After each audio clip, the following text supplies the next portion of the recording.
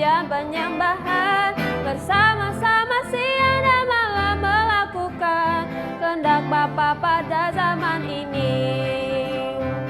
Ku mau jadi seperti Yesus dan berdampak bagi sesama.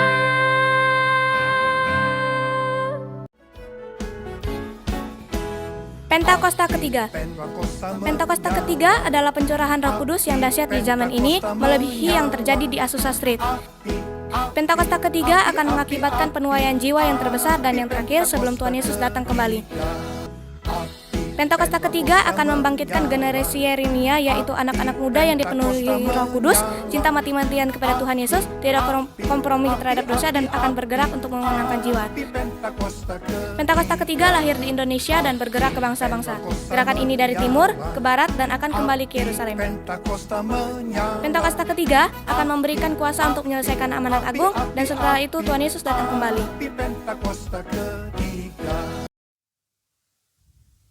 Adik-adik, sebelum kita memulai ibadah, mari kita bersatu di dalam doa.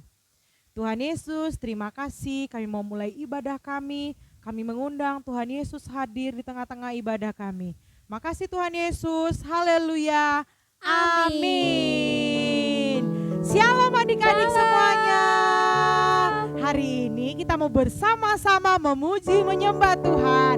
Adik-adik siap? Siap. Ayo. Semuanya kita bangkit berdiri. Pasukan Kristus siap. Yes. Kita sama-sama mengangkat pujian. Kita nyanyikan bersama-sama ya.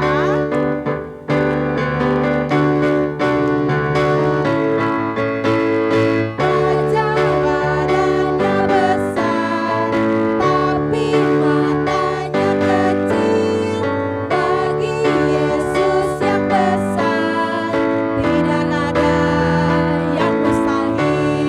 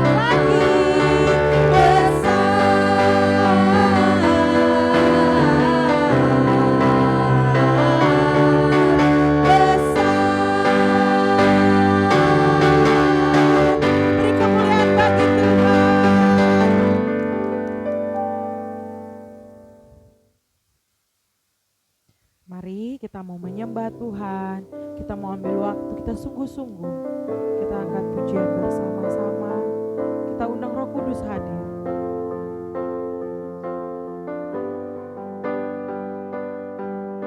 Roh Kudus hadir di sini, mengalir di bait suci.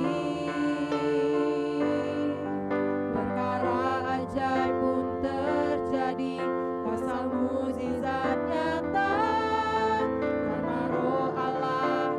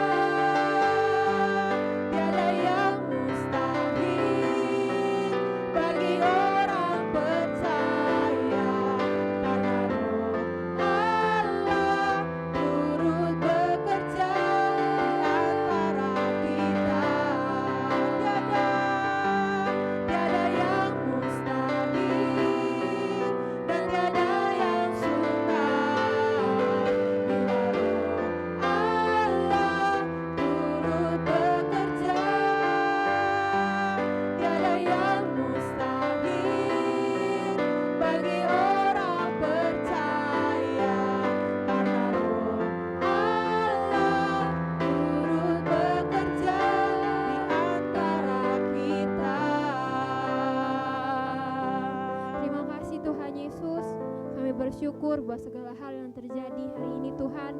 Kami mau berdoa syafaat Tuhan Yesus. Kami mau membawa bangsa Indonesia Tuhan.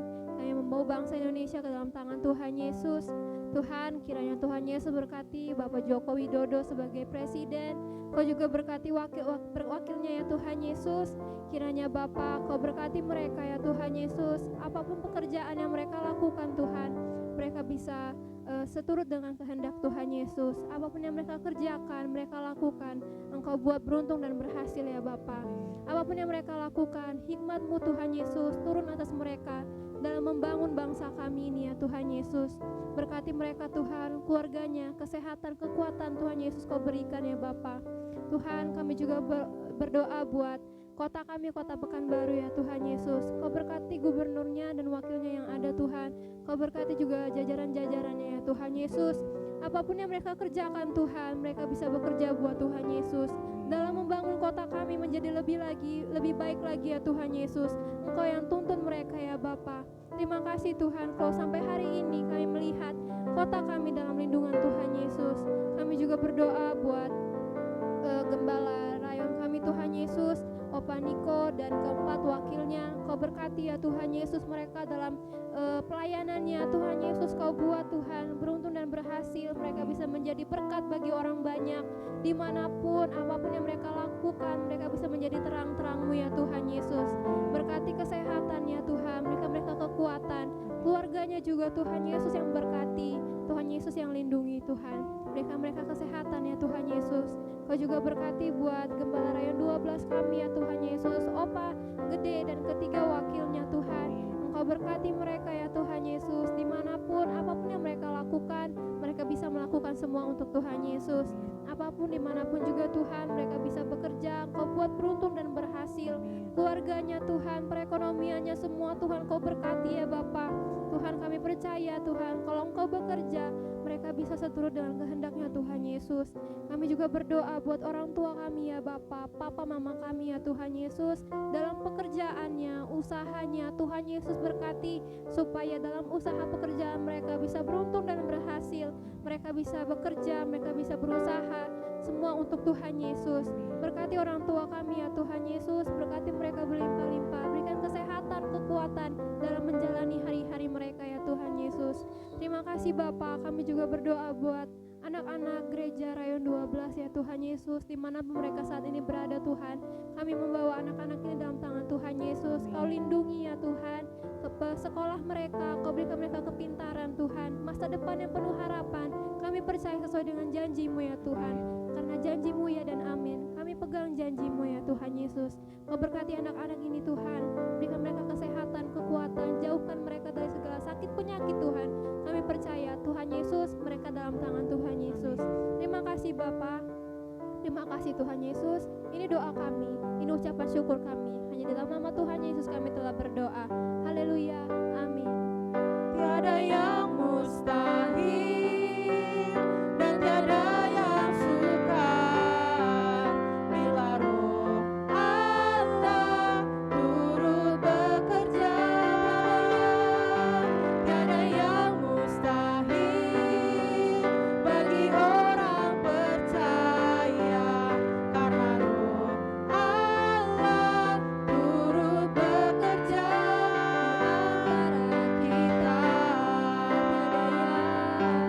Tiada yang mustahil dan tiada yang sukar bila Roh Allah turut bekerja.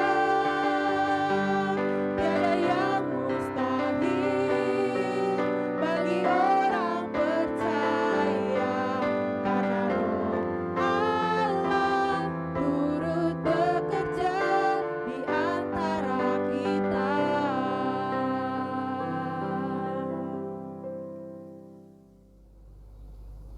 Kita mau dengarkan firman Tuhan, mari kita berdoa. Terima kasih Tuhan Yesus, kami bersyukur buat segala kebaikan Tuhan. Tuhan Yesus, kami mau mendengarkan firman Tuhan. Engkau memberkati kami Tuhan, sehingga kami boleh mengerti masuk firman Tuhan. Terima kasih Tuhan Yesus, terpuji nama-Mu Tuhan, kami berdoa. Haleluya. Amin. Shalom adik-adik. berjumpa lagi di ibadah online hari ini. Kakak harapkan semua baik-baik saja ya. Hari ini kita akan mendengarkan firman Tuhan yang berjudul Tidak Ada Yang Mustahil. Nanti adik-adik baca firman Tuhannya di Yosua pasal 2 dan pasal 6. Kakak tanya nih, pernahkah adik-adik melihat benda seperti ini? Namanya apa ya?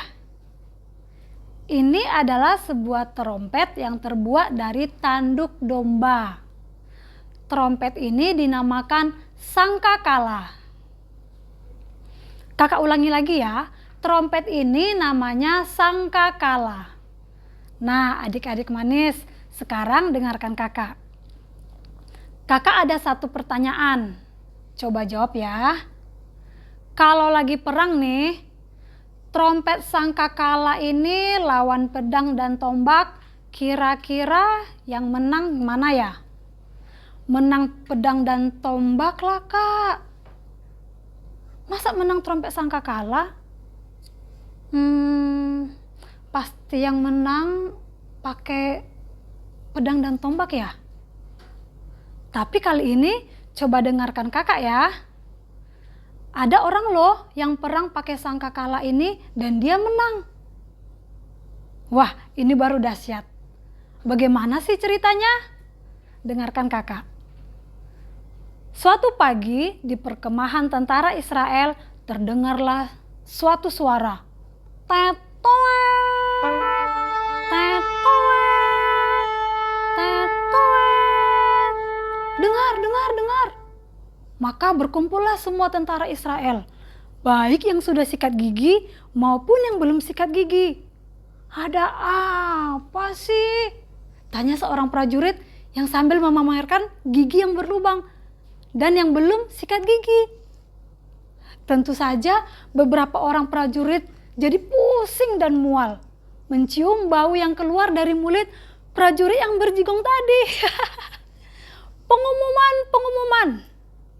Pengumuman. Demikian kata Yosua. Beberapa hari ini kita akan berperang pakai trompet alias sangkakala ini. Ada kota yang besar yang harus kita taklukkan. Luasnya 40.000 meter persegi atau 4 hektar. Sekelilingnya ada temboknya. Temboknya tinggi-tinggi dan tebal. Tingginya 14 meter dan tebalnya 6 meter. Lanjut Yosua. Wah, gede banget. Bagaimana mungkin kita mengalahkannya? Kata prajurit yang berjigong tadi. Tentu saja prajurit yang lain semuanya menutup hidungnya. Semuanya tenang, teriak Yosua sang pemimpin. Tuhan bilang kita pasti menang. Jadi sudah pasti kita mengalahkan kota itu. Tidak ada yang mustahil bagi orang yang percaya. Jadi begini perangnya. Semuanya perhatikan. Siap. Yang pertama-tama maju adalah para prajurit. Prajurit siap?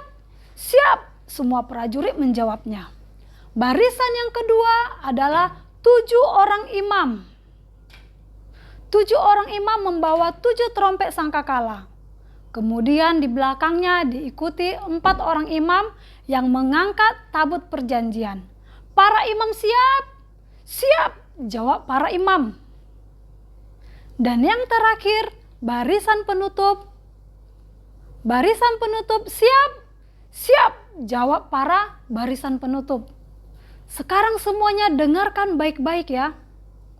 Kita akan kelilingi tembok itu 7 kali selama 7 hari.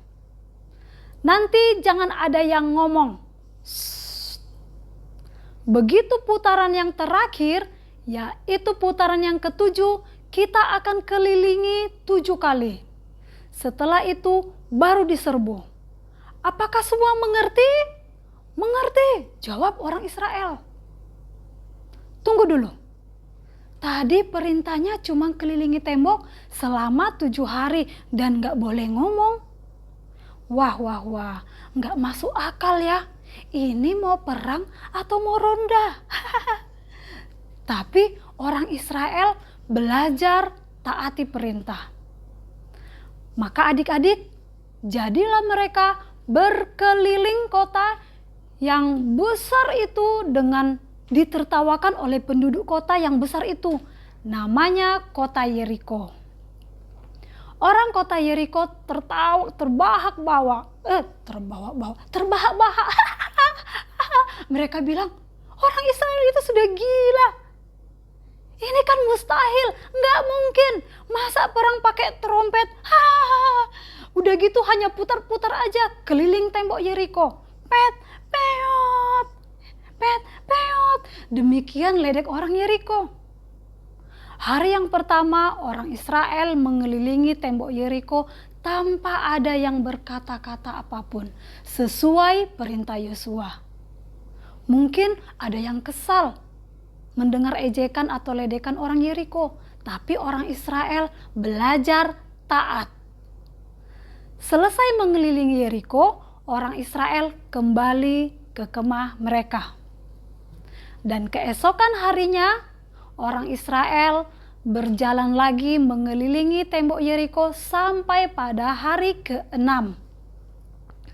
Tetapi pada hari yang ke-7, orang Israel bangun pagi-pagi dan mengelilingi kota Yeriko sebanyak 7 kali. Mereka berjalan dengan cara yang sama pada hari-hari sebelumnya.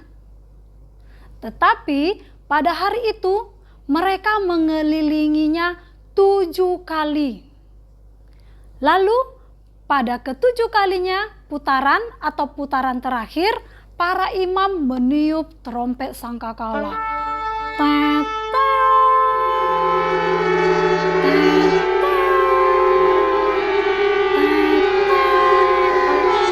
Berkatalah Yosua kepada orang Israel, bersoraklah sebab Tuhan telah menyerahkan kota Yeriko kepadamu. Segera sesudah bangsa Israel mendengar bunyi trompet sangkakala, bersoraklah mereka dengan sorak yang nyaring atau bersorak kuat-kuat. Lihatlah apa yang terjadi. Tembok kota Yeriko ambruk atau runtuh. Lalu seluruh tentara orang Israel langsung naik dan memasuki kota itu, lalu merebutnya. Semua yang ada di dalam kota itu, baik orang tua, muda, pria, wanita, dibunuh dengan pedang. Segala ternak sapi, domba, dan keledai pun dibunuh. Kemenangan di pihak orang Israel. Karena Tuhan menolong mereka. Haleluya. Beri kemuliaan buat Tuhan Yesus. Tidak ada yang mustahil bagi Tuhan. Tidak ada yang mustahil bagi orang yang percaya. Nah adik-adik, kita harus tetap percaya. Seperti Yosua tetap percaya. Sekalipun kayaknya nggak mungkin. Dan seringkali diejek orang-orang. Yosua tetap percaya bahwa Tuhan tidak pernah bohong. Tuhan yang telah berjanji, Tuhan pasti menepatinya. Dalam Markus 9 ayat 23 Alkitab versi terjemahan baru dikatakan, tidak ada yang mustahil bagi orang yang percaya.